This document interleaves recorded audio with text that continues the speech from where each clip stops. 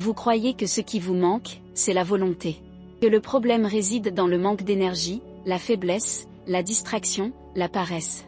Mais si je vous disais que rien de tout cela n'est vrai? Qu'en vous réside une force immense, endormie, qui n'attend que quelqu'un pour l'appeler par son nom.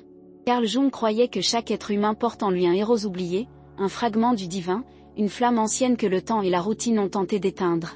Cette flamme ne s'éveille pas avec des phrases motivantes ou des promesses de changement rapide. Elle s'éveille quand vous commencez à entendre ce que vous avez toujours essayé de faire taire, le murmure de l'inconscient. Vous avez l'impression d'avoir besoin de volonté pour vous discipliner, mais la volonté elle-même est fragile. Elle naît de l'ego, et l'ego est volatile, changeant de direction au gré des vents. Un jour, vous voulez tout, le lendemain, plus rien. Et entre ces oscillations, vous vous perdez. Ce qui manque vraiment, ce n'est pas la force, c'est le sens. L'âme humaine n'est pas mue par la force, mais par le sens. Le corps obéit aux ordres, mais l'esprit ne s'abandonne qu'à ce qui le touche. C'est pourquoi, tandis que vous recherchez l'énergie dans les objectifs et les récompenses, l'inconscient vous observe en silence, attendant que vous demandiez « À quoi bon tout cela ?» La dopamine, ce mot si souvent répété en neurosciences modernes, n'est que la surface d'un phénomène bien plus ancien. Jung n'a pas parlé des neurotransmetteurs, mais il en comprenait parfaitement la symbolique. La dopamine est le messager de la quête, l'étincelle de la curiosité divine. C'est la même impulsion qui a poussé les premiers humains à regarder le ciel et à se demander pourquoi les étoiles existaient. C'est le désir de mouvement, l'instinct d'avancer, la soif d'inconnu. Le problème est qu'au lieu de la canaliser vers le développement personnel, l'homme moderne la gaspille en plaisirs immédiats. Il l'échange contre de petites bouffées de plaisir, un clic, un « j'aime », une distraction. Et plus il en consomme, plus il se sent vide. Le cerveau a appris à aimer le chemin le plus court. Il devient accro aux raccourcis. Ouvrez Instagram, et en quelques secondes, une avalanche de stimuli envahit l'espace intérieur. Chaque image, chaque son, est une petite dose de dopamine qui trompe l'esprit. On ressent du plaisir, mais c'est une anesthésie. On ressent la vie, mais c'est une évasion. Et quand arrive le moment d'agir, d'étudier, de s'entraîner, de créer, le corps hésite, les pensées errent et la personne a honte d'elle-même. Pourquoi n'y arrive-t-elle pas, se demande-t-elle. La réponse réside dans le conflit invisible entre deux mondes, celui de l'instinct et celui de l'esprit. Jung disait qu'en chaque être humain vivent de multiples forces, chacune dotée de sa propre volonté. Il y a une part de nous qui aspire à la grandeur, et une autre qui recherche le confort. Il y a le sage, le guerrier, l'amant, le paresseux, le lâche. Tous cohabitent au sein d'une même psyché, luttant pour le contrôle. Quand vous dites « je veux changer », ce n'est pas vous tout entier qui vous parlez, c'est juste une voix intérieure qui tente de prendre le dessus sur les autres. Et l'ego, ce masque qui se croit aux commandes, n'est que le narrateur de l'histoire, pas l'auteur. Le véritable auteur vit caché dans l'inconscient, tirant des ficelles que vous percevez à peine. Voilà pourquoi la volonté échoue. Parce qu'elle tente d'imposer sa direction sans négocier avec ses forces intérieures. Elle hurle, mais l'inconscient murmure plus profondément. Vous essayez d'être productif, mais votre ombre, cette part qui déteste être contrôlée, sabote chaque tentative. Vous promettez de vous lever tôt, mais quelque chose en vous savoure le retard. Vous promettez de commencer votre entraînement, mais quelque chose de plus fort vous pousse vers le canapé. Ce « quelque chose » n'est pas de la paresse. C'est une énergie psychique mal placée. C'est de la dopamine mal placée. C'est l'inconscient qui tente de préserver le plaisir parce qu'il ne comprend pas encore le sens du sacrifice. Jung soutenait que la psyché recherche l'équilibre, non la perfection. Quand on tente d'éliminer le plaisir, elle riposte. Quand on tente de forcer la concentration, la distraction s'accroît. La voie n'est pas de combattre ses forces, mais de les intégrer. La dopamine n'est pas votre ennemi, c'est le cheval sauvage qu'il faut apprendre à monter. Le héros, dans les mythologies antiques, ne tue pas le dragon pour le détruire, mais pour le maîtriser, pour transformer sa fureur en puissance. Le même phénomène se produit en vous. Le dragon de la procrastination garde l'or de l'énergie créatrice. La peur qui vous paralyse est la même peur qui, une fois comprise, vous protège du vide. La paresse est le déguisement de l'âme épuisée par la recherche de sens au mauvais endroit. Et si le problème n'était pas un manque de force, mais un manque de direction? Et si vous n'étiez pas faible, mais simplement mal orienté? Jung croyait que chaque symptôme est porteur d'un message. Angoisse, manque de concentration, résistance à l'effort, autant de symboles de l'inconscient qui tentent de vous avertir que le chemin que vous suivez est sans âme. La discipline sans âme est une torture. L'effort sans but est vanité. La véritable transformation commence lorsque vous décidez d'écouter ce que le symptôme a à dire, au lieu de le combattre. Imaginez un instant que la dopamine soit une boussole spirituelle. Chaque fois que vous ressentez du plaisir, elle vous indique une direction. Mais lorsque la boussole tourne en rond, lorsque tout vous procure un plaisir rapide et vide, c'est le signe que vous vous êtes égaré. Le plaisir véritable, celui qui procure une énergie durable, naît du progrès, de l'apprentissage, de l'expansion de la conscience. C'est le plaisir qui naît lorsque l'inconscient réalise que vous grandissez. Les neurosciences confirment l'intuition de Jung. Le cerveau libère davantage de dopamine lorsqu'il perçoit un progrès, et pas seulement lorsqu'il atteint le but final. Autrement dit, le plaisir réside dans le voyage, et non dans l'arrivée. Le héros se réjouit d'être en mouvement, et non de conquérir le trône. Mais comment reprendre le contrôle de cette énergie sacrée? Comment cesser de rechercher des récompenses immédiates et de devenir accro au processus? Jung répondrait, en redécouvrant le symbole. Le symbole est le pont entre le visible et l'invisible, entre le conscient et l'inconscient. Il donne forme à l'indicible. En transformant l'étude, l'entraînement et le travail en rituel symbolique, on redonne un sens spirituel à l'action. Étudier cesse d'être une obligation pour devenir une offrande. L'entraînement cesse d'être une punition pour devenir une dévotion. L'acte le plus simple gagne en profondeur lorsqu'il est accompli consciemment. C'est ainsi que se crée la discipline de l'âme. L'homme moderne a perdu ses rituels. Il vit à une époque sans cérémonie. Il se réveille, mange, travaille, consomme et dort, selon un cycle automatique. Mais la psyché ne se nourrit pas de productivité, elle se nourrit de sens. C'est pourquoi même l'homme le plus organisé peut se sentir vide. La dopamine est abondante, mais le sens est rare. Jung disait que sans mythe, l'homme tombe malade.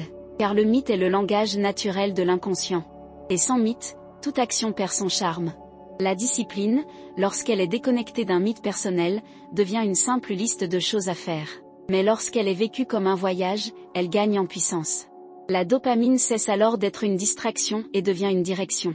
Ce qui vous manque peut-être, ce n'est pas la force, mais une histoire pour vous inspirer. Jung croyait que chaque être humain vit dans un récit archétypal. Certains vivent le mythe du héros, d'autres celui du sage, d'autres encore celui du guérisseur blessé. Tous aspirent à la même chose, devenir qui ils sont vraiment. C'est l'essence même du processus d'individuation, la quête de la plénitude. Et la discipline, dans ce contexte, n'est que l'outil qui vous rapproche du soi, le centre spirituel de la psyché. Ce que vous appelez la concentration est, en réalité, le chemin du retour à vous-même. Mais l'ego résiste. Il veut le contrôle. Il veut des résultats immédiats. Il veut de la dopamine indolore. Il ne comprend pas que l'âme évolue à un rythme différent, celui du silence, de la répétition et de la patience. Et c'est dans cette friction entre l'ego et le soi que naît la souffrance moderne. L'ego aspire à un progrès visible, le soi à une transformation invisible. L'ego veut être admiré, le soi veut être entier. Et lorsque l'un domine l'autre, l'homme perd son équilibre. Il travaille trop, consomme trop, promet trop. Et le soir, il s'allonge épuisé, avec le sentiment qu'il lui manque encore quelque chose d'essentiel. Ce « quelque chose », c'est le dialogue avec l'inconscient. Jung disait que l'inconscient ne parle pas avec des mots, mais avec des symboles, des rêves et des émotions. Et si votre manque de discipline n'était pas un défaut, mais un signe? Et si ce que vous appelez procrastination était en réalité l'inconscient qui cherchait à vous protéger d'une vie sans but? Vous vous forcez à étudier un sujet que vous n'aimez pas, à suivre une routine qui ne vous passionne pas, à répéter des habitudes absurdes. L'inconscient réagit, vous ralentit, vous distrait, vous épuise. Non pas parce qu'il veut vous détruire, mais parce qu'il veut vous réorienter. Il essaie de vous dire, vous n'êtes pas né pour vivre par simple obligation. Vous êtes né pour vivre avec intention. La dopamine qui vous sabote est la même qui vous guidera, si elle est purifiée par le sens.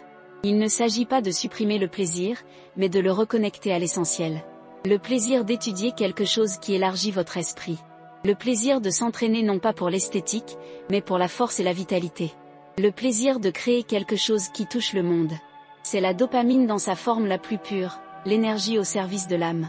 Les neurosciences l'appellent motivation durable. Jung l'appellerait héros, la force vitale qui unit et donne un sens à tout ce qui existe. Mais il y a un prix. Avant d'atteindre cet état, vous devrez affronter vos ombres. Cette part de vous-même qui privilégie les raccourcis, le confort et le repos facile. Cette part n'est pas le méchant. C'est la part instinctive de votre psyché, qui craint la douleur et recherche le plaisir immédiat. L'intégrer est le véritable défi de la discipline. Il ne suffit pas de l'ignorer, il faut la comprendre.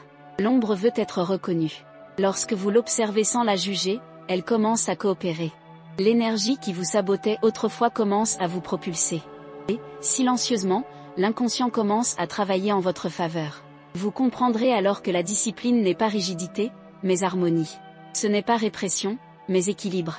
La personne disciplinée ne se force pas à agir, mais trouve du plaisir dans le bon mouvement.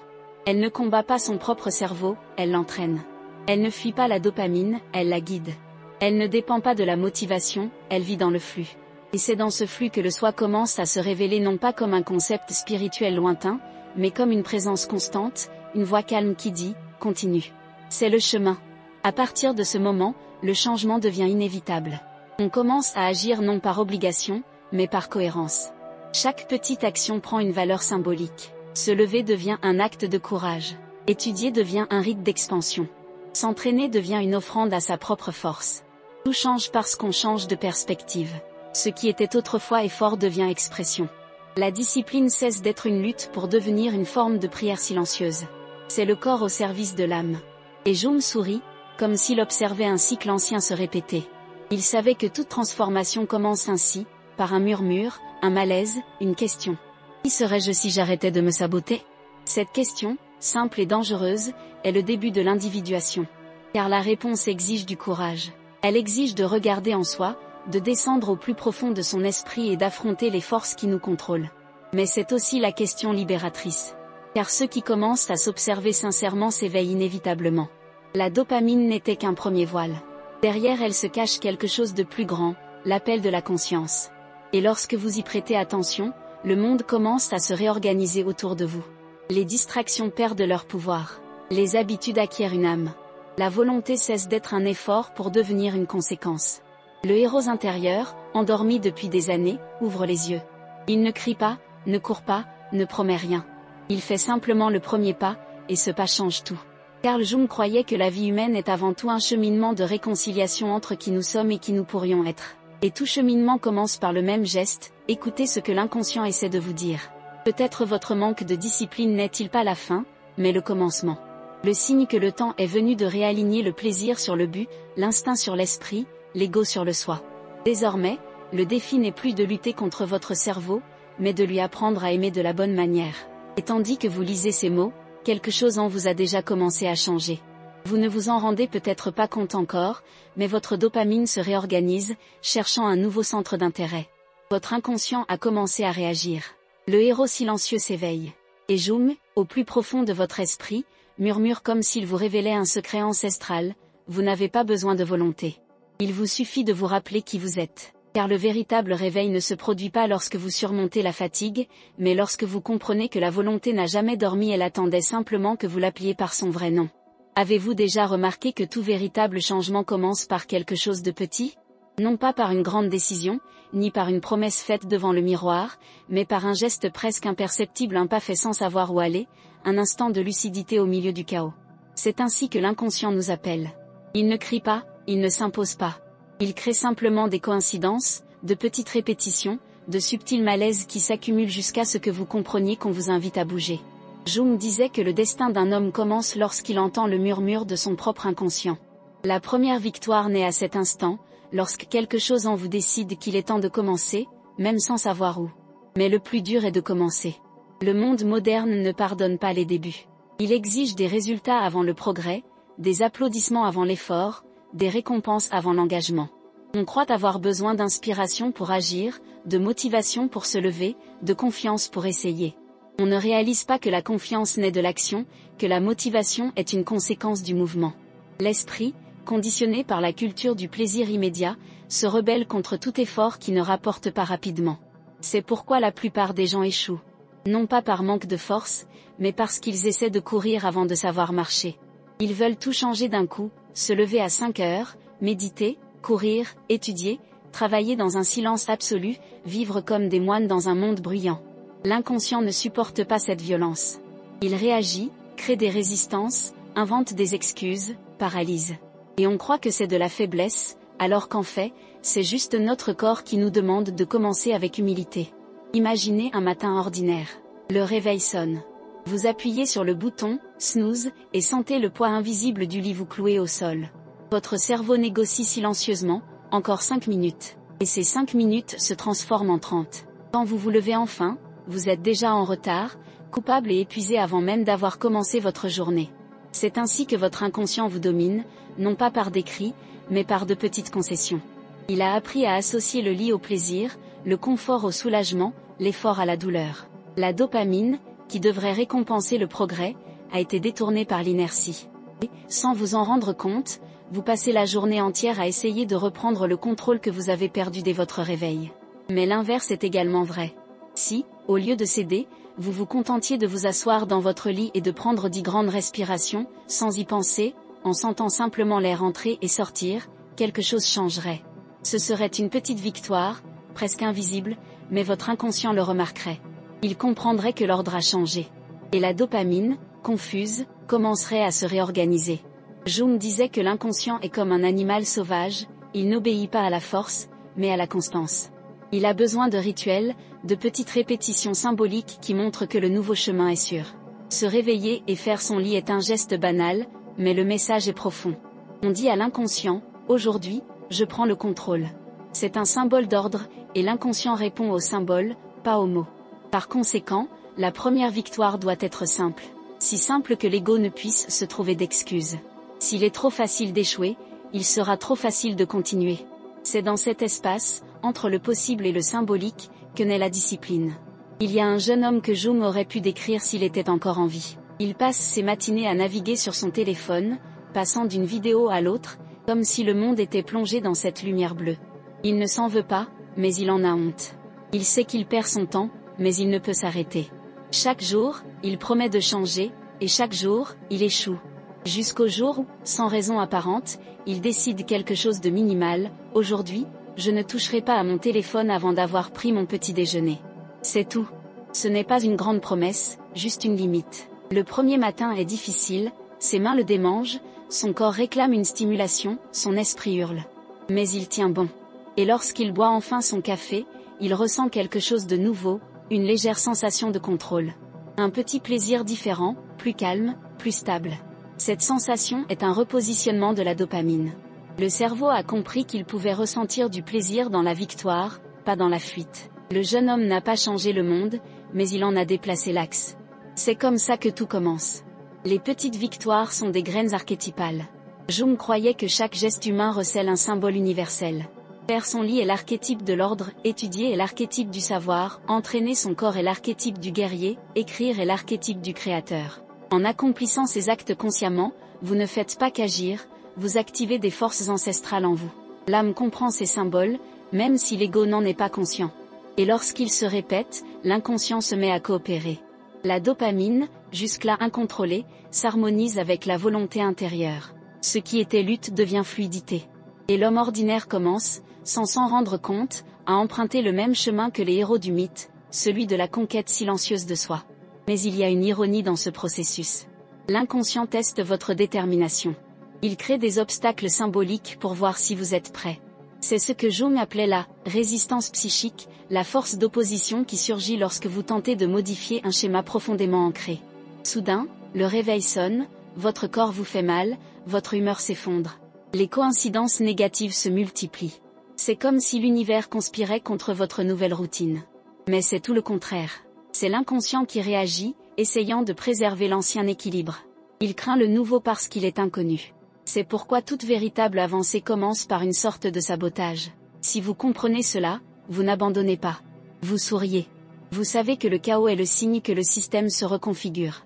Certains pensent que la discipline est synonyme de rigidité. Mais Jung la voyait comme un processus symbolique d'intégration. Choisir d'agir, même involontairement, c'est conclure un pacte avec le soi, le centre spirituel de la psyché. C'est comme allumer une bougie au milieu des ténèbres intérieures. Chaque acte cohérent renforce la communication entre le conscient et l'inconscient. La dopamine, auparavant dispersée en impulsions aléatoires, commence à obéir à un nouveau rythme. Le plaisir ne vient plus d'une stimulation facile, mais d'une signification profonde. On éprouve de la satisfaction à terminer quelque chose, et non seulement à commencer. C'est un changement subtil, mais définitif. Et c'est dans cette subtilité que réside le miracle de la première victoire. Dans l'un des journaux de Jung, on trouve une phrase rarement citée, « La psyché est paresseuse parce qu'elle craint de se rencontrer elle-même ». Il savait que l'inertie n'est pas seulement physique, elle est spirituelle. Les humains évitent le mouvement parce que le mouvement les force à se confronter à eux-mêmes. L'immobilité est confortable car prévisible. Agir est dangereux car inconnu. C'est pourquoi la première victoire n'est ni sur le temps ni sur la tâche, mais sur la peur. Le lit représente le ventre maternel, le retour à l'abri, l'endroit où rien n'est requis. Se lever est une naissance symbolique. Chaque matin est une nouvelle naissance de l'âme. C'est pourquoi certains jours semblent plus lourds que d'autres, certaines renaissances sont plus douloureuses. Mais plus on surmonte ce premier mouvement, plus cela devient facile. L'inconscient commence à comprendre que se lever n'est pas mourir, mais recommencer. Il y a ceux qui se réveillent et ressentent le poids du monde avant même d'ouvrir les yeux. Ceux qui portent en eux une vieille culpabilité, des promesses non tenues, des échecs répétés. L'esprit, accablé par le passé, refuse d'agir. Pourquoi réessayer, demande une voix intérieure. Cette voix est l'archétype de l'ombre, cette part de nous qui croit que l'échec définit qui nous sommes. Mais Jung enseignait que l'ombre n'est pas un ennemi, c'est la gardienne du trésor. Elle protège ce que vous n'avez pas encore appris à utiliser. Procrastination, résistance, fatigue, tout cela concentre une énergie créatrice. Ce qui vous paralyse aujourd'hui peut vous motiver demain, si vous le comprenez. Par conséquent, la première victoire n'est pas d'éliminer l'ombre, mais de la transformer en carburant. Chaque fois que vous agissez malgré elle, elle s'affaiblit. Et, un jour, elle vous rejoint. Imaginez à nouveau le jeune homme qui évitait son téléphone portable le matin. Après quelques semaines, il réalise que l'envie de le prendre a diminué. Il trouve désormais du plaisir dans les petites tâches. Il commence à ranger sa chambre, à préparer tranquillement son café, à se promener. Le plaisir a changé. Et avec lui, la vie. Les petites décisions deviennent les symboles d'un nouvel état intérieur. Le monde extérieur change parce que le monde intérieur s'est réorganisé. L'inconscient, auparavant chaotique, coopère désormais. Le soi a pris les commandes. Et le héros, silencieux, poursuit son chemin sans se rendre compte qu'il est déjà en train de gagner. Mais il y a quelque chose de curieux à ce sujet. Lorsque le changement devient réel, l'ego tente de se l'approprier. Il dit, maintenant, je suis discipliné. Et il commence à créer de nouvelles exigences, de nouveaux objectifs, de nouveaux fardeaux. C'est le cycle de la vanité qui s'infiltre dans le processus. L'homme oublie que la vraie discipline est humble. Elle ne se met pas en avant. Elle ne recherche pas la reconnaissance. La première victoire n'a pas besoin de témoins. C'est un dialogue entre vous et l'invisible. C'est le moment où l'inconscient vous observe et dit, enfin, il comprend. Le véritable progrès est silencieux. Il se produit aux marges de la conscience, là où la dopamine et l'esprit se réconcilient. Il existe une métaphore ancienne que Jung adorait, le serpent qui mue. L'ancienne peau est la zone de confort, la vieille habitude, la version précédente de vous-même. Muer est douloureux. C'est tendu, claustrophobe, inconfortable. Mais c'est nécessaire. Le serpent ne se renouvelle pas par choix, il le fait parce qu'il est impossible de grandir dans l'ancienne forme. Et il en va de même pour l'esprit. Il y a des moments où l'ancien mode de vie devient suffocant. L'âme a besoin de respirer. Et la première victoire est la fissure dans la vieille peau, la première déchirure par laquelle une nouvelle vie commence à émerger. Le héros du mythe ne commence jamais par gagner. Il commence par perdre. Il hésite, doute, commet des erreurs. C'est exactement ainsi que se manifeste le processus interne. Lorsque vous essayez d'être discipliné et échouez, l'inconscient ne vous punit pas, il vous enseigne. Chaque échec vous rappelle que l'apprentissage est circulaire et non linéaire. Vous répétez jusqu'à comprendre. La dopamine, dans ce cycle, est l'enseignante. Elle vous montre où vous vous accrochez encore au plaisir superficiel. Et chaque fois que vous la redirigez vers le plaisir du progrès, l'inconscient sourit. La psyché commence à apprendre ce qu'est l'amour-propre. Et l'amour-propre est le fondement de toute discipline durable. Il y a des jours où tout semble à nouveau difficile. Le réveil sonne et votre corps se sent aussi lourd qu'avant. Votre esprit essaie de vous convaincre, ça n'en vaut pas la peine. Ces jours-là, votre inconscient teste votre foi. Il veut savoir si vous agissez seulement quand vous en avez envie ou si vous avez appris à agir par conviction. C'est ces jours-là que la dopamine évolue le plus. Lorsque vous accomplissez une tâche sans récompense immédiate, votre cerveau crée de nouvelles voies. La dopamine est associée à la constance, et non plus au plaisir instantané. C'est ainsi que l'habitude devient identité. Vous n'avez plus besoin de vous forcer à agir, vous agissez parce que vous êtes qui vous êtes. La première victoire est acquise à cet instant, lorsque l'action cesse d'être un choix pour devenir naturelle. À un certain stade de ce processus, l'homme commence à ressentir quelque chose de nouveau, une sérénité discrète. Ce n'est ni de l'euphorie, ni de la fierté. C'est un sentiment d'alignement, comme si le monde était un peu plus calme intérieurement. C'est le signe que le soi est aux commandes. Jung décrivait cet état comme l'équilibre entre les contraires. Plaisir et devoir cessent d'être ennemis. Désir et discipline deviennent alliés. La dopamine, désormais au service de l'esprit, retrouve sa place légitime, messagère de sens, non d'évasion. L'homme trouve de la joie dans le progrès, non pas parce qu'il a besoin de prouver quelque chose, mais parce qu'il a découvert que la vie n'est supportable que lorsqu'elle a un sens. Et puis, quelque chose de curieux se produit. Les petits gestes se multiplient sans effort. Ce qui exigeait autrefois de la discipline coule désormais naturellement. L'homme s'éveille et éprouve du plaisir à agir. Non pas parce qu'on le lui a dit, mais parce que l'inconscient a appris que le mouvement est la vie. La dopamine, apprivoisée, la récompense coule à flot, et non la distraction.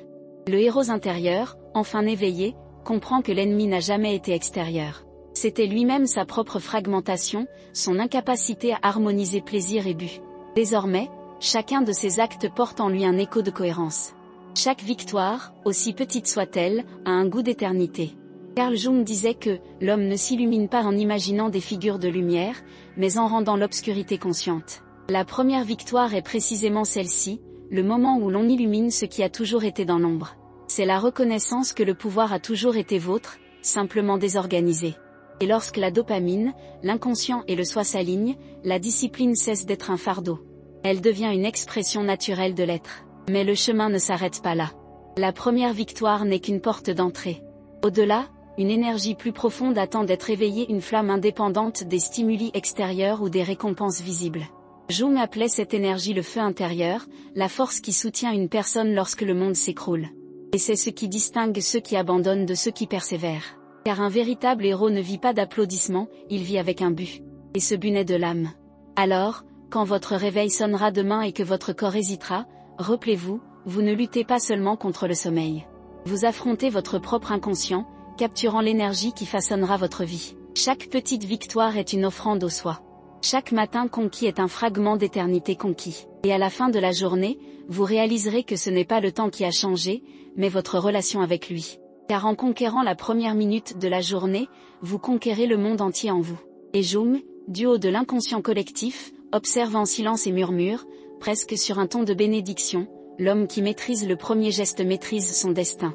Le héros a déjà commencé à marcher. Et, même s'il trébuche encore, le chemin est vivant. L'univers bouge avec lui, et la dopamine, désormais purifiée, danse en harmonie avec l'esprit. Car toute transformation commence par un simple geste, et toute victoire naît du moment où l'on décide, enfin, de commencer. Il y a un moment presque imperceptible où l'être humain réalise que ce qui le motive n'est plus ce qu'il était. Que les anciennes récompenses perdent de leur éclat, que le plaisir immédiat laisse un goût creux et que, malgré tous les stimuli environnants, une profonde fatigue s'installe, un épuisement de l'âme. C'est à ce moment-là que le véritable travail commence. Dès lors, il ne s'agit plus de dopamine ou de productivité, mais de ce que Carl Jung appellerait l'étincelle divine que l'homme a oubliée en lui-même. Et cette étincelle ne se rallume que lorsque l'individu se souvient de quelque chose qui n'est pas enseigné, mais reconnu, le feu intérieur. Nous vivons entourés de lumières artificielles, écrans, publicités, promesses, sons, et pourtant, nous avons l'impression d'être dans le noir. Le feu extérieur éclipse le feu intérieur. On confond illumination et exposition, présence et performance. La société moderne a transformé l'éclat de l'âme en une compétition pour savoir qui paraît le plus éveillé. Mais Jung disait que l'âme ne crie pas, elle murmure. Et seuls ceux qui font taire le bruit du monde peuvent l'entendre. C'est la première révélation, le feu intérieur ne naît pas de la motivation, mais du silence. C'est la chaleur qui naît de la rencontre avec l'essentiel, et non des applaudissements ou des résultats. La plupart des gens tentent d'allumer ce feu avec le mauvais combustible. Ils remplacent le sens par la routine, la spiritualité par une discipline aveugle, le plaisir par la distraction. Ils tentent de contrôler leur esprit comme quelqu'un qui allume un feu avec de l'essence. Le feu peut même naître, mais il s'éteint rapidement, ne laissant que des cendres. La flamme intérieure, en revanche, exige de la patience. Elle ne s'alimente pas par des explosions, mais par la constance. Et, comme le disait Jung, toute valeur véritable naît au rythme de l'inconscient lent, profond et chargé de symboles. Mais vous êtes-vous déjà demandé ce qui se passe lorsque le feu s'éteint? Lorsque le corps bouge encore, mais sans âme? Lorsque les jours se réduisent à une répétition mécanique et que le plaisir semble lointain, presque théorique? C'est l'état de désacralisation de la vie, la perte de sens. La déconnexion du soi, ce centre spirituel qui oriente la psyché. Jung pensait que l'homme moderne souffre moins de maladies mentales que de maladies symboliques. Il a perdu les rituels qui soutenaient l'âme. Il a perdu l'acte de célébrer ce qu'il fait et pourquoi il le fait. Il a perdu le lien entre l'effort et le sacré. Le feu intérieur est l'antidote à ce vide. C'est le rituel invisible qui donne du sens au quotidien. Et ce feu ne s'allume pas avec des phrases motivantes, mais avec des symboles personnels. Un mot sur le miroir, un tableau scotché au mur, une prière silencieuse avant d'ouvrir l'ordinateur. Ce ne sont pas des gestes insensés, ce sont des ancrages à l'inconscient. Jung disait que l'âme ne réagit pas à la logique, mais à l'image.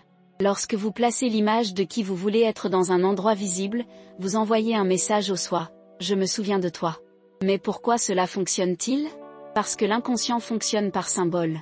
Il ne comprend ni les promesses ni les objectifs. Il comprend les gestes. Si vous rangez votre espace de travail chaque jour avant de commencer, l'inconscient interprète, le terrain est prêt. Si vous allumez une bougie avant d'étudier, il comprend, la connaissance est sacrée. Si vous écrivez vos intentions à la main, cela signifie, il y a un but. De petits rituels qui semblent banals pour le conscient sont profondément transformateurs pour l'inconscient. Ils alimentent le feu.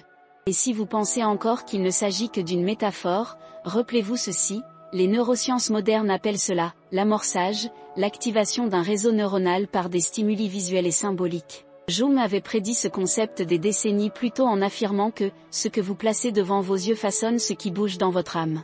Les images qui vous entourent alimentent votre feu. Alors, observez, qu'avez-vous sous les yeux chaque jour? Votre espace physique reflète-t-il ce que vous voulez être ou ce que vous craignez de devenir? Combien de fois avez-vous eu l'impression que votre propre maison vous épuise, comme si l'environnement vous sapait votre énergie? Jung appelle cela un désalignement symbolique. L'inconscient lit tout, les couleurs, les formes, le désordre. Une pièce chaotique est le reflet extérieur d'un esprit saturé. Ranger n'est pas seulement un acte fonctionnel, c'est un acte symbolique. C'est déclarer à l'inconscient, j'ai encore le contrôle sur le chaos. Chaque petit geste devient une offrande. Le feu intérieur s'intensifie chaque fois qu'il est posé avec intention. Mais que se passe-t-il lorsque le feu semble inerte? Lorsque, malgré vos efforts, la motivation fait défaut et que votre corps est comme une pierre? Jung expliquait cela comme l'appel de l'inconscient profond, l'âme réclame une pause pour se reconfigurer. Le feu n'a pas disparu, il s'est retiré, attendant un nouveau combustible. Dans ces moments-là, l'erreur est de vouloir forcer la flamme. La bonne chose à faire est d'écouter. L'inconscient ne supporte pas la précipitation. Il veut être compris, non dominé. Combien de fois avez-vous tenté de réagir à l'épuisement par plus d'efforts? Avez-vous tenté de compenser le manque de sens par plus de productivité, plus de tâches, plus d'action? Et plus vous en faisiez, plus vous vous sentiez vide? C'est le feu qui se consume intérieurement. Le véritable ressourcement vient du retrait, non de la persévérance. Quand le feu s'atténue, on ne souffle plus fort. On attend. Et pendant cette attente, l'inconscient réorganise l'énergie, élimine l'excès et rétablit le silence. Le repos conscient fait partie du rituel. C'est le moment où le feu intérieur apprend à respirer. Mais il y a un secret que peu de gens comprennent. Le feu n'existe que tant qu'il y a quelque chose à brûler. Que lui avez-vous offert? Qu'est-ce qui alimente sa flamme? Nombreux sont ceux qui tentent de brûler la peur, le passé, la culpabilité et cela peut réchauffer un temps, mais s'éteint rapidement. Le feu de l'âme a besoin d'une autre substance, un but. Non pas un but idéalisé et rempli de slogans, mais un but ressenti, quelque chose qui relie votre existence à quelque chose de plus grand que vous. Jung disait que l'âme humaine ne trouve la paix que lorsqu'elle se sent partie prenante d'une histoire plus vaste. Vous êtes-vous déjà demandé quelle est votre histoire? Non pas ce que vous faites de la vie, mais ce que la vie fait de vous? Chaque personne est un mythe en mouvement. Et le feu intérieur est le narrateur invisible de cette histoire. Il vous guide à travers les répétitions, les erreurs et les rencontres, jusqu'à ce que vous en compreniez l'intrigue. La plupart des gens vivent en spectateurs d'eux-mêmes, ils agissent sans réaliser que chaque geste fait partie d'un scénario écrit il y a des siècles par la psyché collective. Le feu intérieur est ce qui vous redonne le rôle principal. Il vous rappelle que la vie ne se déroule pas contre vous, mais à travers vous. Mais que se passe-t-il lorsque ce feu brûle trop fort? Lorsque l'intensité se transforme en anxiété, lorsque le désir de faire le bien se mue en obsession de la perfection?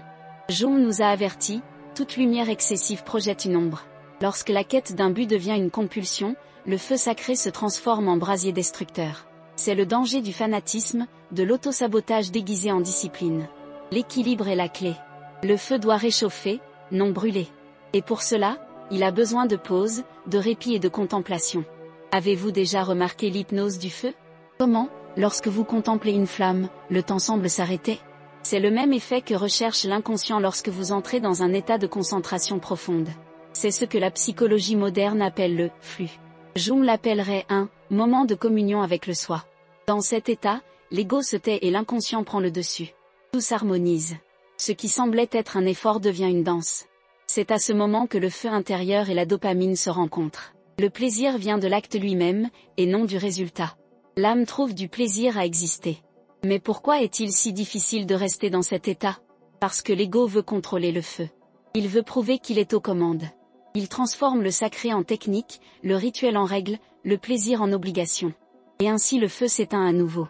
Il est important de se rappeler, le feu n'est pas quelque chose que l'on possède, c'est quelque chose que l'on sert. Ce n'est pas un outil, c'est une présence.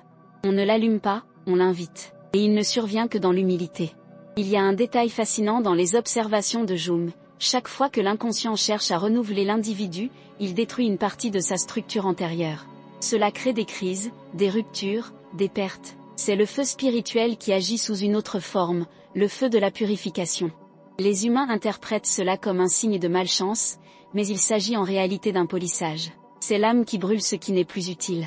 Ainsi, lorsque la vie semble tout démanteler, c'est peut-être simplement le soi qui reconstruit l'architecture intérieure. Le feu ne détruit jamais par haine, il détruit pour faire place à la vérité. Pouvez-vous identifier un moment précis où cela vous est arrivé? Un moment où tout semblait s'écrouler, mais où, avec le recul, vous avez réalisé que vous aviez besoin de cette chute? Que quelque chose en vous, auparavant endormi, s'est réveillé? C'est ainsi que fonctionne le feu. Il enseigne par le contraste. Il vous pousse à bout, vous faisant découvrir que cette limite n'était qu'une illusion. Il efface tout ce qui est superflu pour laisser place à l'essentiel. Et lorsque l'essentiel se révèle enfin, l'homme ressent quelque chose d'indescriptible. Ce n'est ni l'euphorie, ni le soulagement. C'est une sorte de sérénité qui naît de la reconnaissance. C'est comme s'il se disait, j'ai toujours su. Et c'est vrai. L'inconscient a toujours su. Le feu intérieur n'est pas un accomplissement, c'est un souvenir. Il a toujours été là, attendant le moment propice pour émerger. Jung appelait cela la rédemption symbolique, le moment où l'homme se souvient qu'il est déjà ce qu'il cherche à devenir. Mais cette mémoire doit être cultivée. Et cette culture passe par des rituels. Non pas religieux, mais personnels. Chacun doit découvrir ce qui alimente sa flamme. Cela peut être l'écriture, la peinture, la méditation, le soin des plantes, l'écoute de musique ou la marche lente. Ce sont des gestes simples, mais chacun porte une charge symbolique. Ils entretiennent un dialogue constant entre l'inconscient et le conscient. Et tant que ce dialogue existe, le feu est là. Certains disent avoir perdu la foi, mais ce qu'ils ont réellement perdu, c'est le rituel. Jung disait que l'homme moderne a remplacé le sacré par la hâte. Et là où il y a hâte, le feu ne grandit pas. Le feu exige la présence. C'est pourquoi, paradoxalement, les moments les plus transformateurs surviennent lorsque le temps semble s'être arrêté. Lorsqu'on est tellement absorbé par l'instant présent qu'on en oublie le reste du monde. Dans ces moments-là, le soi se manifeste. C'est le soi qui allume le feu et l'entretient. Vous souvenez-vous de la dernière fois où vous avez ressenti cela? Ce moment où tout a pris sens, ne serait-ce que quelques secondes? Quand votre esprit s'est arrêté et que quelque chose en vous a su? C'est ça, le feu. Il n'a pas besoin d'être constant, il faut juste le reconnaître. Car chaque fois que vous le reconnaissez, il s'amplifie. Il se nourrit de l'attention consciente. Et il y a une révélation finale, silencieuse, dont peu de gens se rendent compte. Le feu intérieur est contagieux. Lorsqu'on l'entretient, sa simple présence réchauffe les autres. C'est l'archétype du sage, du maître, du guérisseur. Non pas parce qu'il enseigne, mais parce qu'il illumine.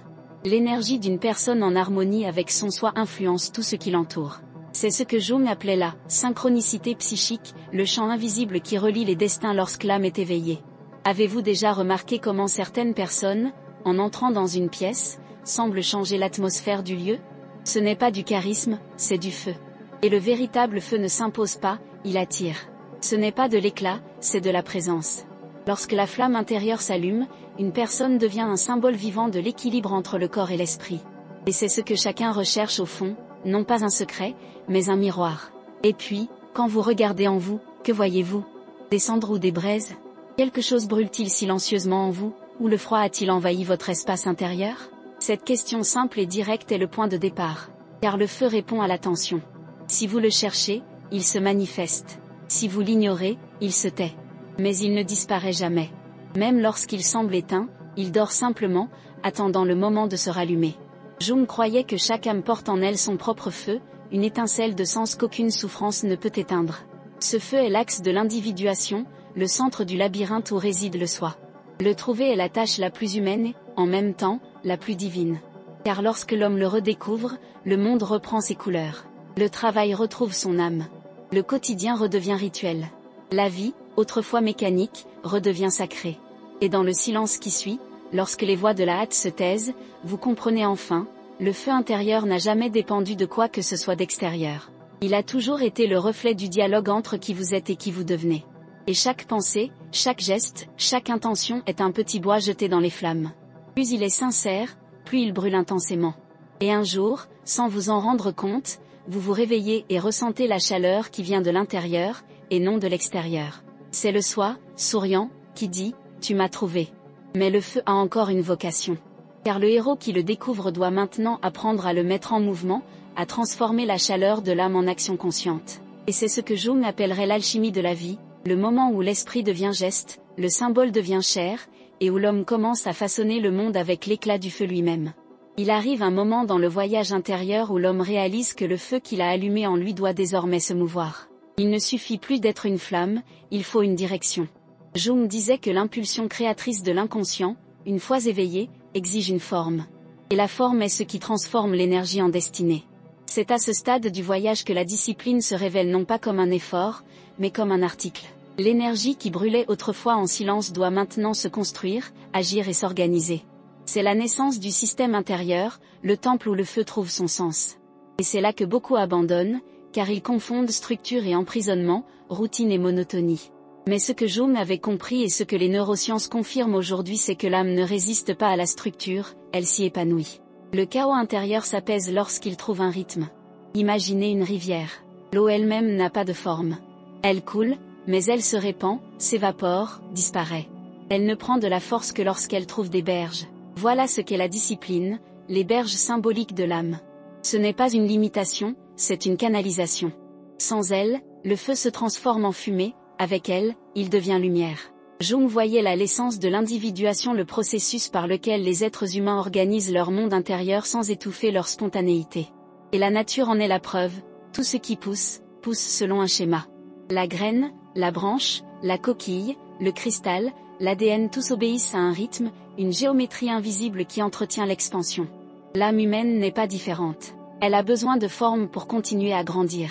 C'est à ce stade qu'émerge l'idée des missions quotidiennes, non pas comme une technique de productivité, mais comme un rituel archétypal. Chaque mission est une manière d'éduquer l'énergie psychique, d'apprendre à la dopamine à servir le soi, et non l'ego. Jung a décrit quelque chose de similaire dans ses observations sur la fonction transcendante, la capacité de la psyché à unir les contraires par la pratique symbolique. Lorsque vous notez, observez et répétez consciemment une action, vous créez un champ d'intégration entre le conscient et l'inconscient.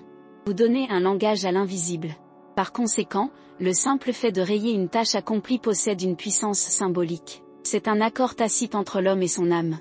Il y a quelque chose de profondément mystérieux dans la façon dont le cerveau réagit au progrès visible.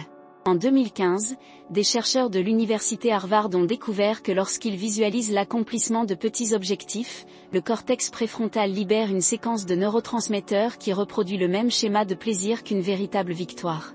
C'est comme si le cerveau ne faisait pas la distinction entre le petit et le grand, il ne reconnaissait que le mouvement. Jung, sans parler de la dopamine, l'avait pressenti, l'âme se nourrit de sens, et non de taille. Chaque petite action intentionnelle crée une micro-transformation dans l'inconscient, et ces petites transformations s'accumulent jusqu'à ce qu'un jour, l'être humain se réveille différent, sans même pouvoir expliquer pourquoi. Mais il y a plus curieux encore. Jung note dans son journal que, durant les années passées à construire sa célèbre tour de Bollingen, il a réalisé que le travail manuel quotidien sculpter, disposer les pierres, construire les murs était ce qui le rapprochait le plus de l'inconscient. Il disait que les tâches physiques sont les rites terrestres de l'âme, car elles traduisent le spirituel en matière. C'est ce que représentent les missions quotidiennes. Ce ne sont pas des listes de choses à faire, mais de petits autels érigés au quotidien. Chaque action accomplie est une pierre posée dans la construction symbolique du soi. La tour de Jung n'était pas seulement un refuge physique, elle reflétait l'ordre intérieur qu'il recherchait. Avez-vous déjà remarqué que l'acte d'écrire à la main a un impact différent de celui de taper à la machine ? La neuropsychologie moderne confirme que l'acte d'écrire à la main active des régions du cerveau liées à la mémoire émotionnelle et à l'attention symbolique. Autrement dit, le corps participe à l'esprit. Jung pensait que le corps est l'inconscient visible. Ainsi, lorsque vous tracez une ligne, marquez un point ou enregistrez vos progrès, l'inconscient le lit comme un message, nous avançons. Il ne comprend pas les mots complexes, mais il comprend le rythme et la répétition. Le corps est le traducteur de l'âme. Mais le système ne prend vie que lorsqu'il y a de l'émotion. Accomplir une tâche sans engagement émotionnel revient à réciter une prière sans foi. La dopamine, sans affection, n'est qu'une substance chimique avec du sens, elle devient énergie vitale. Et c'est là que l'homme doit trouver du plaisir dans la répétition. Les traditions spirituelles anciennes le savaient déjà. Les moines tibétains répètent des mantras, les moines chrétiens récitent des psaumes, les alchimistes dessinent des cercles. La répétition rituelle crée un schéma mental qui apaise l'ego et permet à l'inconscient de s'exprimer. La différence, c'est que, dans le monde moderne, les rituels doivent être réinventés. Votre feuille de calcul peut être votre chapelet. Votre carnet peut être votre autel. Mais que se passe-t-il lorsque le système échoue? Lorsque vous planifiez des missions sans les tenir? Lorsque la feuille de calcul est vide et que le graphique ne progresse pas? Jung dirait que c'est l'inconscient qui teste votre engagement envers le processus. L'âme ne recherche pas la perfection, elle recherche la vérité. Si vous échouez mais que vous en observez la raison, l'apprentissage est plus important que la réussite mécanique. Une erreur consciente est une victoire symbolique. Elle révèle le point de résistance. C'est à ce moment que la véritable transformation se produit. Par conséquent, les échecs font partie du rituel. Ce sont des pauses permettant à l'âme de réorienter son chemin. Vous êtes-vous déjà demandé pourquoi, parfois, même après des semaines de progrès, il suffit d'une seule journée pour que tout s'écroule? Cela se produit parce que le psychisme n'a pas encore solidifié le nouveau schéma. L'inconscient fonctionne par répétition, et la cohérence est ce qui grave le nouveau scénario mental. Ce qui ressemble à une rechute est en réalité l'inconscient qui vérifie si le nouveau comportement est authentique ou s'il s'agit d'un enthousiasme passager. La véritable discipline naît lorsque l'on persévère, même sans impulsion émotionnelle. Lorsque le geste devient naturel, même sans une poussée de dopamine immédiate. Une curieuse anecdote sur Beethoven illustre bien ce phénomène. Dans les dernières années de sa vie, déjà complètement sourd, il continua à composer. Quelqu'un lui demanda comment il était possible d'écrire des symphonies sans entendre, et il répondit « Je n'entends plus avec mes oreilles, j'entends avec mon corps ». Il voulait dire exactement ce que Jung observait dans la psyché, la véritable maîtrise commence lorsque l'acte fusionne avec l'identité. Le musicien ne joue plus, il est le son lui-même. La personne disciplinée, lorsqu'elle atteint ce stade, n'a plus besoin de lutter pour agir. L'action coule de source, car elle fait partie de son être. C'est l'état d'intégration, le soi qui commande en silence. Mais pour atteindre ce point, il faut plus que de la constance, il faut du symbolisme. Le système de mission quotidienne fonctionne car il transforme la routine en récit. Chaque jour est un chapitre, chaque victoire un symbole, chaque graphique un miroir de l'âme. Il faut voir son histoire s'écrire sous ses yeux pour y croire. C'est ce qui motive la persévérance. Et la beauté de ce processus réside dans le fait qu'il ne repose pas sur de grandes réalisations, mais sur la répétition de petits rituels. C'est la constance qui crée la magie. C'est à ce moment-là que le cerveau et l'âme commencent à collaborer.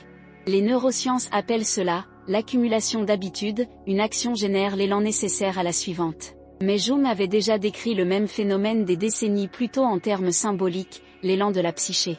Il disait que l'âme, lorsqu'elle bouge, entraîne le corps. Lorsque l'inconscient perçoit un progrès, il libère une énergie vitale. C'est ce que nous ressentons, excitation, enthousiasme, clarté. Le soi récompense l'ego avec de la dopamine symbolique. Et la routine, auparavant pesante, devient agréable. Mais il y a là un paradoxe. Plus le système fonctionne, plus l'ego cherche à se l'approprier. Il veut transformer le rituel en contrôle, il veut être l'auteur de l'histoire. Et lorsque cela se produit, le feu intérieur s'éteint à nouveau.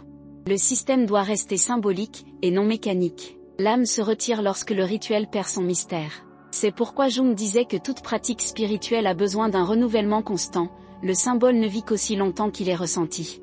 Lorsqu'il devient technique, il meurt. Avez-vous déjà remarqué que certaines personnes, même avec des routines parfaites, vivent une vie épuisante, tandis que d'autres, avec des routines simples, rayonnent de vitalité? La différence réside dans le sens. Les premières accomplissent des tâches, les secondes vivent des rituels. Et c'est ce qui distingue un système vivant d'un système mort. Le système vivant respire, s'adapte et communique avec l'inconscient. Le système mort est une dictature de l'ego. Le premier évolue, le second s'effondre. Par conséquent, la véritable discipline n'est pas rigide, elle est malléable. Ce n'est pas une routine, c'est un rythme. Lors d'une expérience peu connue menée en 2007 à l'université de Stanford, des scientifiques ont observé des moines tibétains en état de méditation profonde effectuant des tâches répétitives. Ils ont constaté que les schémas d'ondes cérébrales qu'ils formaient étaient identiques à ceux des musiciens en improvisation créative. Cela signifie que la répétition disciplinée, vécue avec présence, active les mêmes circuits que le plaisir créatif. Le cerveau comprend que la routine est un article. Et c'est ce que le système de mission quotidienne devrait devenir, une œuvre d'art invisible façonnant la vie. Mais il y a un détail que peu de gens réalisent, le système ne se résume pas à l'atteinte d'objectifs, il repose aussi sur l'observation. Jung disait, observer, c'est participer. Le simple fait d'écrire ce que l'on ressent, de remarquer les schémas émotionnels qui émergent, transforme la routine en connaissance de soi. Le journal intime est le pont entre le conscient et l'inconscient. C'est le miroir symbolique où l'âme se reconnaît. Quand on écrit, le soi lit. Et, dans ce dialogue silencieux, on commence à se comprendre soi-même. Il est courant que des coïncidences se produisent à ce moment-là. De petits événements improbables, des synchronicités. Vous pensez à quelque chose, et cela apparaît. Vous lisez une phrase qui répond exactement à ce que vous ressentiez. Vous rencontrez des gens au moment précis. Jung appelait cela la synchronicité significative. Lorsqu'une personne vit en harmonie entre le conscient et l'inconscient, le monde extérieur se réorganise autour d'elle. Le système intérieur résonne dans la réalité. C'est le soi qui se manifeste à travers le temps et le hasard. Mais que se passe-t-il lorsque le système devient si puissant qu'il semble autonome? Lorsque tout s'enchaîne et que même l'inattendu semble faire partie du plan? À ce stade, l'âme se trouve confrontée à un nouveau défi, l'humilité. L'ego veut se croire l'auteur de cette symphonie, mais Jung nous a prévenus, le soi est le véritable chef d'orchestre. Le système n'a pas été créé par vous, il vous a été révélé. La discipline n'est que le langage que le soi utilise pour se manifester dans le monde physique. Et plus vous essayez de la contrôler, plus elle vous échappe. Le secret est de servir la structure, et non de la dominer. Il y a un passage fascinant dans la biographie de Jung où il raconte un rêve, il se trouvait dans une ville faite de miroirs. À chaque pas, il voyait de multiples versions de lui-même se refléter dans les murs, et plus il regardait, plus il lui était difficile de savoir laquelle était la vraie. À son réveil, il écrivit, « L'âme construit des miroirs pour que l'homme apprenne à se voir en mouvement. » Le système de mission quotidienne est exactement cela, un miroir. Il reflète votre état intérieur à travers vos actions extérieures. Et, avec le temps, vous apprenez à vous voir clairement. Avez-vous déjà ressenti comme si quelque chose en vous observait silencieusement chacune de vos actions? C'est la conscience symbolique, le soi accompagnant l'ego. C'est l'observateur qui ne juge pas, mais se contente d'être témoin. Lorsque cette conscience est activée, le système cesse d'être une simple méthode pour devenir un chemin spirituel. Chaque mission accomplie est une offrande à cet observateur. Chaque ligne tracée est un dialogue avec l'invisible. Mais que se passe-t-il lorsque la vie échappe à tout contrôle, lorsque l'imprévu perturbe la routine et que le système semble s'effondrer? Jung répondrait que c'est le moment où le système est mis à l'épreuve pour voir si la discipline était une structure vivante ou un masque de l'ego. Si le système était authentique, il s'adapterait. S'il n'était qu'une illusion de contrôle, il s'effondrerait. L'âme ne supporte pas la rigidité. Le soi ne fonctionne qu'avec ce qui est vrai. Le feu que vous avez allumé n'a pas besoin d'une forme fixe, il se façonne à chaque vent nouveau. Il y a quelque chose d'extraordinaire dans la façon dont le cerveau humain réagit à la perturbation des schémas. Lorsqu'une routine est interrompue, il ne se contente pas d'enregistrer l'échec, il reconfigure toute la hiérarchie des priorités. C'est à ce moment que la conscience peut intervenir. Si une personne observe lucidement ce qui s'est passé, l'inconscient comprend que le changement n'était pas une faiblesse, mais une adaptation. Ainsi, le système se renforce. Chaque interruption devient un apprentissage. Les erreurs deviennent un carburant. C'est pourquoi la véritable discipline n'est pas linéaire. Elle évolue en spirale, comme la croissance des arbres ou la trajectoire des galaxies. Elle avance, recule, s'étend, recule, mais progresse toujours. Et plus on comprend ce mouvement, plus le processus devient naturel. La dopamine cesse d'être un élément à contrôler et devient une alliée invisible, régulant le plaisir en fonction du progrès plutôt que de l'urgence. Tout le système s'harmonise. Et lorsque cela se produit, quelque chose change doucement notre perception de la vie. Les tâches quotidiennes cessent d'être des obligations et deviennent des expériences méditatives. Faire la vaisselle, ranger la table, aller au travail, tout prend un nouveau sens. On cesse de vivre par objectif et on commence à vivre par présence. C'est à ce stade que le système devient autonome. Le plaisir ne vient plus du résultat, mais de l'acte d'être pleinement présent dans chaque geste. À ce stade, la frontière entre le spirituel et le quotidien disparaît. Le système de mission quotidienne devient une métaphore vivante de la relation entre le conscient et l'inconscient. Dopamine, neurochimie, habitude, tout cela n'est que la partie visible d'une danse bien plus profonde.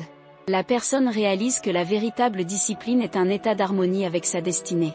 Elle comprend enfin ce que Jung voulait dire lorsqu'il écrivait « Ce que nous devons apprendre est toujours devant nous, mais nous ne le voyons que lorsque nous sommes prêts. » Et soudain, tout se met en place. Les tâches sont les mêmes, mais la conscience est différente. La routine est la même, mais elle a désormais une âme. Le graphique continue de grimper, mais le véritable progrès est intérieur. Le feu, qui cherchait auparavant une forme, a trouvé son rythme. Et, dans le silence qui suit, l'homme ressent quelque chose de rare, la paix. Le sentiment d'être, pour la première fois, véritablement sur son propre chemin. Et au fond, Jung sourit, car il savait que lorsque l'homme transforme la routine en rituel, le chaos en art et le temps en allié, il ne se contente pas de se discipliner. Il s'éveille. Il arrive un moment dans le cheminement où tout semble enfin rentrer dans l'ordre. Le feu intérieur s'est allumé, la routine a pris forme, le système fonctionne. L'homme se sent en sécurité, peut-être pour la première fois depuis longtemps. Il accomplit ses missions, observe les progrès, éprouve le plaisir de voir les lignes s'élever sur le graphique de sa propre vie. Tout semble se mettre en place. Mais c'est à ce moment précis, alors que la stabilité commence à paraître permanente, que quelque chose d'étrange se produit. Le vide revient non pas le même qu'avant, mais un vide nouveau, plus subtil, plus silencieux. C'est le vide de la répétition. L'âme, désormais éveillée, commence à s'interroger sur le sens même du système. Et c'est alors que Jung réapparaît, telle une voix ancienne disant « Rien de vivant ne peut rester immobile. L'âme a besoin de mouvement. » L'homme croit maîtriser ses propres pulsions. Il se sent discipliné, équilibré, centré. Mais l'inconscient ne se soumet pas si facilement. Fait de paradoxe, il ne tolère pas les prisons, même celles créées au nom du progrès. La discipline, qui a commencé comme une libération, peut se transformer en une nouvelle forme d'esclavage. Et c'est à ce stade que beaucoup s'égarent. Ce qui était autrefois un rituel sacré devient une routine automatique. Le plaisir s'estompe, le sens se dilue, et l'homme se sent à nouveau éloigné de lui-même. Le système qu'il avait autrefois guéri l'étouffe désormais. Jung appelait cela « le piège de l'archétype du héros », le moment où le héros croit le voyage terminé, alors qu'en réalité, il ne fait que changer de forme. Mais quelque chose a changé cette fois. L'homme qui ressent maintenant le vide n'est plus le même qu'avant. Avant, il était l'otage de l'inertie, maintenant, il est prisonnier du contrôle. Avant, il fuyait la douleur, maintenant, il craint l'ennui. Avant, l'inconscient l'entraînait, maintenant, il l'ignore. Le feu existe toujours, mais il a été contenu dans un cercle de répétition sans danger. Et c'est à ce moment-là que l'inconscient commence à réagir. Il envoie des signaux, de petits écarts, des distractions, des impulsions qui surgissent sans explication. L'homme tente de résister, de rester concentré, mais quelque chose en lui s'agite. Il ressent une agitation ancestrale, une énergie qui ne tient plus dans les limites du système. Le feu veut s'étendre.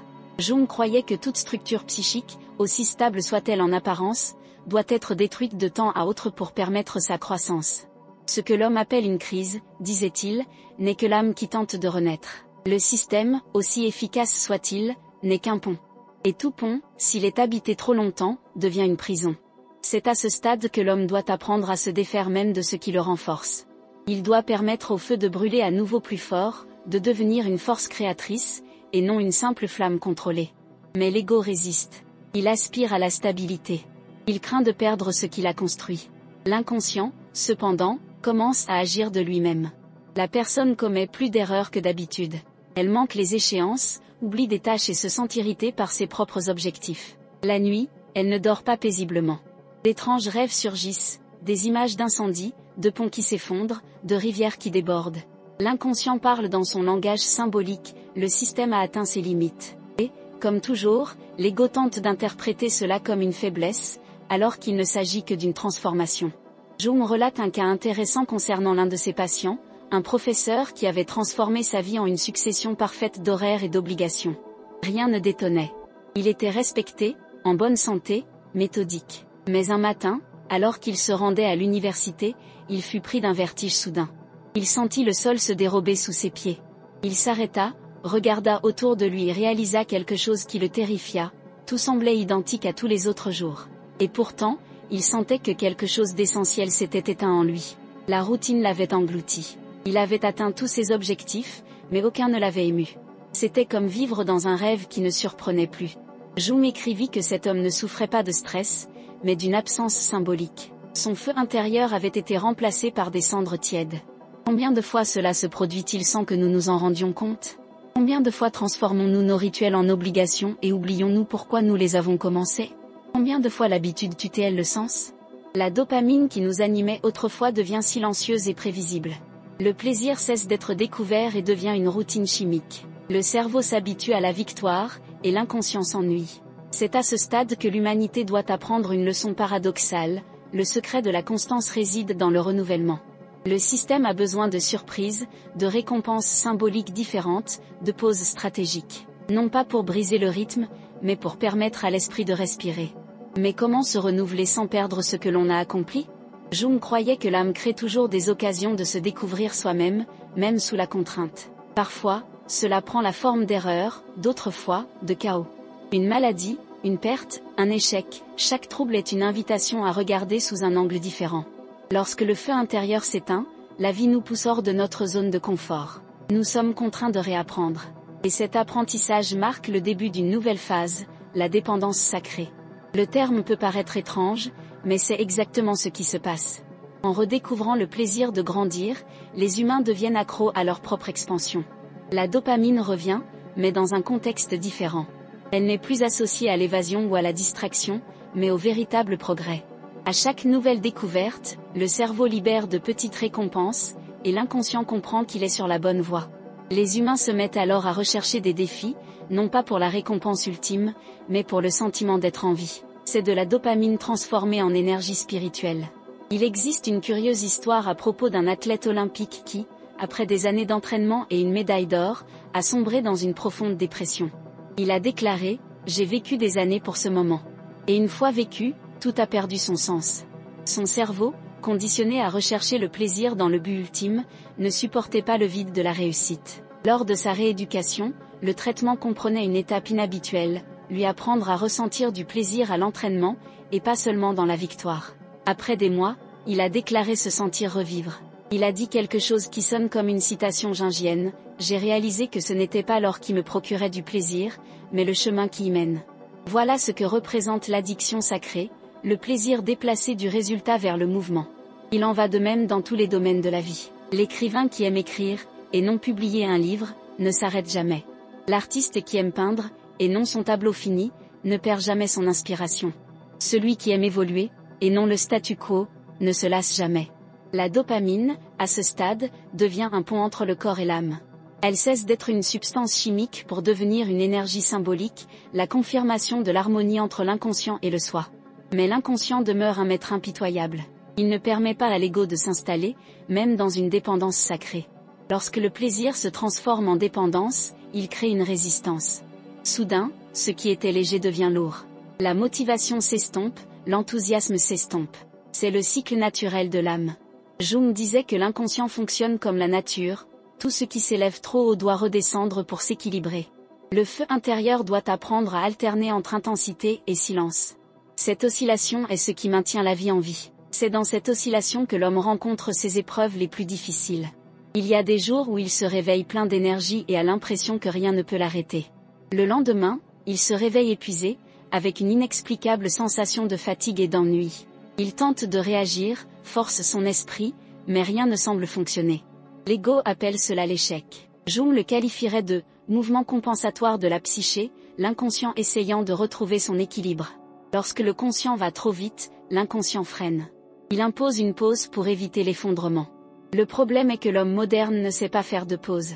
Il croit que s'arrêter, c'est régresser. Mais, dans le domaine de l'âme, s'arrêter, c'est mûrir. On trouve un curieux exemple dans une lettre de Jung à un disciple. Il disait: « Si vous sentez que la flamme s'est éteinte, ne la soufflez pas, attendez que le vent vienne de l'intérieur. » Cette phrase apparemment simple est l'un des meilleurs conseils que l'on puisse recevoir. Car elle enseigne la valeur de la patience intérieure. Lorsque le feu semble s'éteindre, c'est le signe que l'inconscient réorganise son combustible. C'est dans ce silence que naissent de nouveaux sens. Celui qui apprend à respecter ce temps cesse d'être esclave de la motivation. Il devient un allié du flux naturel de la psyché. Mais le véritable test survient lorsque système, routine et plaisir entrent en collision. Il arrive un moment où l'homme doit choisir entre continuer à répéter ce qui fonctionne ou risquer l'inconnu. L'ego aspire à la sécurité, l'inconscient à l'expansion. Le conflit s'installe. Et parfois, le prix de l'expansion est la destruction de ce qui semblait parfait. Jung l'a observé chez de nombreux patients, la vie détruit des structures qui ont déjà rempli leur fonction. Le mariage qui se dissout, l'emploi qui prend fin, le projet qui perd son sens. Tout semble s'effondrer, mais ce qui se passe en réalité, c'est la libération d'une énergie stagnante. L'âme réclame de l'espace pour le prochain cycle, et c'est là que la véritable tension apparaît. La personne ressent de la peur. Elle ne veut pas perdre ce qu'elle a construit, mais elle ne veut pas non plus se sentir piégée. Elle tente de négocier avec son inconscient, d'ajuster le système sans le démanteler. Mais le feu intérieur est exigeant. Il exige une authenticité totale. Toute tentative de manipulation est punie par la stagnation. La personne commence à se sentir paralysée, comme si quelque chose d'invisible la retenait. C'est l'inconscient qui lui dit, soit tu fais confiance, soit tu restes. À un moment donné, il cède. Parfois par choix, parfois par effondrement. Ce peut être une erreur impulsive, une décision apparemment irrationnelle, un retournement de situation qui bouleverse tout. Mais lorsque cela se produit, le feu s'éveille avec force. Le système se réorganise en une nouvelle forme, plus vaste, plus libre. L'homme découvre qu'il n'a rien perdu, il a simplement changé de niveau. Ce qui semblait autrefois la fin n'est que le début d'une nouvelle phase d'individuation. Le soi utilise le chaos comme un outil d'expansion. Un phénomène intéressant, observé par des neuroscientifiques, confirme cette idée. Lorsqu'un schéma d'habitude est brutalement rompu, le cerveau entre dans un état de réorganisation intense appelé neuroplasticité aiguë. De nouvelles connexions se forment alors et les anciennes se défont. Ce processus est inconfortable, mais nécessaire à la croissance. Il en va de même pour la psyché. Lorsque l'inconscient détruit quelque chose, c'est parce qu'il crée un espace pour quelque chose de plus authentique. La souffrance n'est pas une punition, c'est une reconfiguration. Après ce renversement, l'homme n'est plus jamais le même. Il réalise qu'il peut échouer, perdre, recommencer et continuer d'avancer. Il comprend que le véritable pouvoir ne réside pas dans le contrôle de la dopamine, du système ou du feu, mais dans la confiance en leur flux. Il cesse de rechercher la stabilité et se met en quête de cohérence.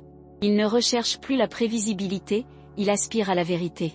Et c'est dans cette vérité que l'addiction sacrée trouve son but ultime. La dopamine cesse d'être un cycle chimique pour devenir un pont spirituel, le lien entre l'action et le sens. L'homme découvre que chaque fois qu'il agit avec présence, même dans un acte simple, l'inconscient réagit. Le plaisir n'est non pas d'un accomplissement, mais d'une compréhension. Le cerveau libère de la dopamine non seulement pour le progrès, mais aussi pour la perception. La récompense vient désormais de l'apprentissage. Le cycle est bouclé, le plaisir du corps et le sens de l'âme vont de pair. Le feu brûle en équilibre. Mais un détail rend cette étape dangereuse, plus l'être humain évolue, plus les tentations de l'ego se font subtiles. Le sentiment de domination, de supériorité, d'être arrivé, est le piège ultime. Jung disait que, le plus grand danger de l'homme éveillé est de croire que la lumière lui appartient. Le feu intérieur appartient à la vie, non à l'individu. Lorsque l'ego tente de se l'approprier, il disparaît. C'est pourquoi, après le sommet, le silence suit toujours. Le soi exige l'humilité. Ce silence, cependant, n'est pas vide. Il est le prélude à la transformation finale. L'homme vit désormais avec le feu qui brûle, mais en paix. Il agit naturellement, sans hâte ni pression. Le système continue d'exister, mais non comme une prison, mais comme une expression. Chaque jour est vécu comme un microcosme du voyage tout entier. La dopamine, l'inconscient, le corps et l'esprit travaillent en harmonie. L'addiction sacrée se transforme en dévotion sereine. Et, au cœur de cet équilibre, la vie commence à se manifester avec plus d'intensité. Les coïncidences se multiplient, les décisions paraissent plus claires, les rencontres prennent sens. C'est le phénomène de synchronicité à son apogée, lorsque les mondes intérieurs et extérieurs vibrent à la même fréquence. Jung décrivait cela comme « la danse entre le soi et l'univers ». L'homme réalise qu'il n'a jamais été seul dans sa discipline, il a toujours été guidé par quelque chose de plus grand. Mais le feu détient encore un dernier secret. Il n'est pas venu illuminer seulement l'individu, mais illuminer à travers lui. La personne disciplinée, consciente et équilibrée devient une source d'énergie pour les autres. Sa présence inspire, son calme est contagieux, sa constance est un exemple. Elle enseigne non pas par les mots, mais par sa façon d'être au monde. Le feu qui autrefois transformait leur vie se répand désormais, invisiblement, réchauffant d'autres âmes. Et c'est à ce moment-là que la dopamine accomplit sa fonction suprême. Elle cesse d'être un simple messager chimique et devient le symbole de la joie du service, de la satisfaction de la contribution, de l'harmonie entre plaisir et finalité. L'homme comprend enfin que le sens de la discipline n'a jamais été le contrôle, mais l'abandon. La discipline était simplement la voie vers l'amour conscient, celui qui agit non par devoir, mais par présence. Le système, le feu, la dépendance, la douleur, tout fusionne en un seul mouvement, celui de l'expansion de la vie. Et Jung, s'il pouvait encore parler, dirait quelque chose de simple et de profond: on ne maîtrise pas le feu. On devient le feu. Mais le voyage n'est pas encore terminé. Car, après avoir appris à vivre avec le feu qui brûle, un seul défi reste à relever: apprendre à l'utiliser pour éclairer ce qui se cache encore dans l'ombre. C'est là, dans les recoins oubliés de soi-même, que l'homme trouvera le secret ultime de la discipline. Le secret qui le transformera non seulement en quelqu'un qui agit consciemment, mais aussi en quelqu'un qui comprend sa propre âme.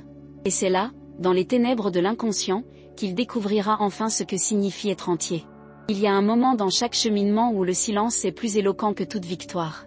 Un moment où l'on réalise qu'il n'y a plus rien à conquérir, seulement quelque chose à comprendre. Tout au long de ce cheminement, vous pensiez acquérir une discipline, mais maintenant vous commencez à comprendre: il ne s'agissait pas de maîtriser le temps, le corps ou l'esprit. Il s'agissait de se réconcilier avec soi-même. Chaque lutte, chaque résistance, chaque tentative de contrôler ses impulsions ou de surmonter la procrastination était, en réalité, une tentative de l'âme de retourner à sa source. Jung disait: ce que vous niez vous domine, ce que vous acceptez vous transforme. Et c'est ce que représente ce point du cheminement, l'acceptation. La reconnaissance que la force que vous recherchiez a toujours été là, attendant simplement d'être intégrée. Vous avez navigué entre les extrêmes, chaos et ordre, plaisir et devoir, feu et structure. Vous avez appris à transformer la dopamine en direction, l'impulsion en conscience, la répétition en rituel.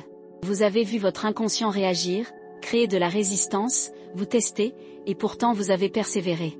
C'est ce qui différencie le chercheur ordinaire du héros symbolique. Car le véritable héros n'est pas celui qui surmonte les monstres extérieurs, mais celui qui affronte son propre reflet.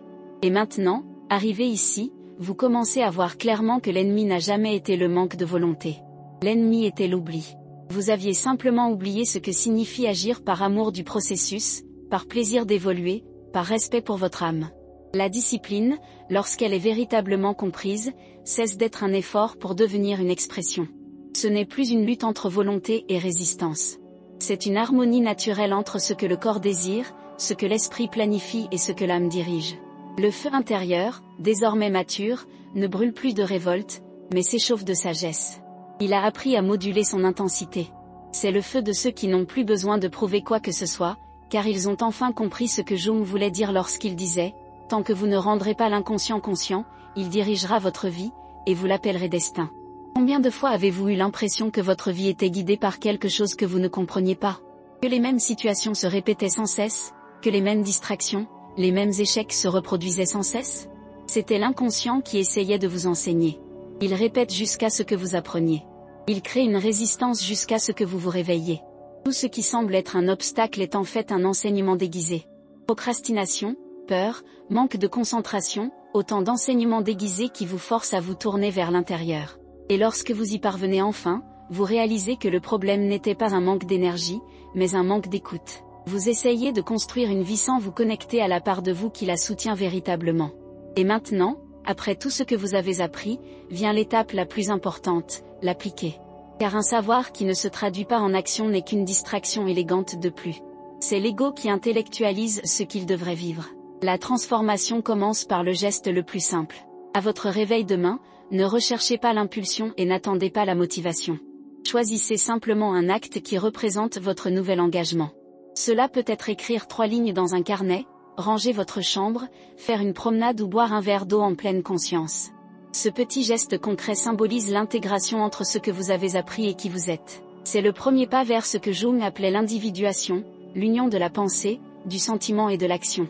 La voie pratique est simple, mais elle exige la vérité. Avant de planifier, observez. Demandez-vous: que demande mon corps? Que répète mon esprit? Que tente de me dire mon cœur? Cette écoute active est le début de toute véritable discipline. Car agir sans conscience est automatique, mais agir en écoutant est une alchimie. Lorsque vous faites quelque chose dans l'instant présent, même s'il s'agit simplement de laver une tasse, d'ouvrir votre carnet ou de respirer profondément, vous envoyez un message à l'inconscient: je suis là. Et l'inconscient, qui a toujours attendu votre attention, répond avec énergie. La dopamine circule à nouveau, mais cette fois guidée par le sens, et non par l'habitude. Il n'est pas nécessaire de changer le monde pour changer sa vie. Il suffit de changer sa relation à l'instant présent. La routine, autrefois prisonnière, peut devenir un champ de pratique spirituelle si elle est pratiquée consciemment. Chaque tâche quotidienne est une occasion de s'observer, d'apprendre quelque chose sur son propre esprit. L'ennui, par exemple, n'est que la résistance de l'ego à être présent. L'impatience est le refus d'accepter le rythme naturel des choses. La hâte est une peur déguisée en productivité. Tout ce qui vous éloigne du présent n'est qu'un masque de l'inconscient qui tente de vous tester. Mais lorsque vous commencez à percevoir le schéma, le pouvoir bascule. Vous cessez de réagir et commencez à choisir. Jung disait que « la liberté ne consiste pas à faire ce que l'on veut, mais à savoir ce que l'on fait ».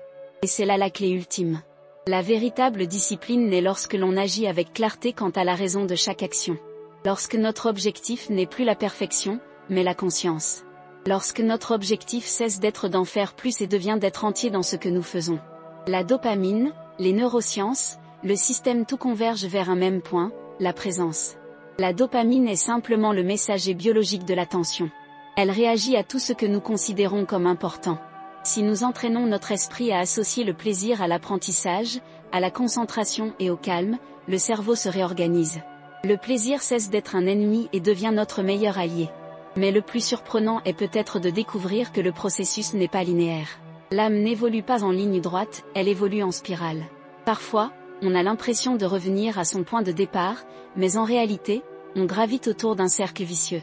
La même difficulté réapparaît, mais on la perçoit sous un angle différent. Ce qui vous a autrefois déprimé ne fait que vous enseigner.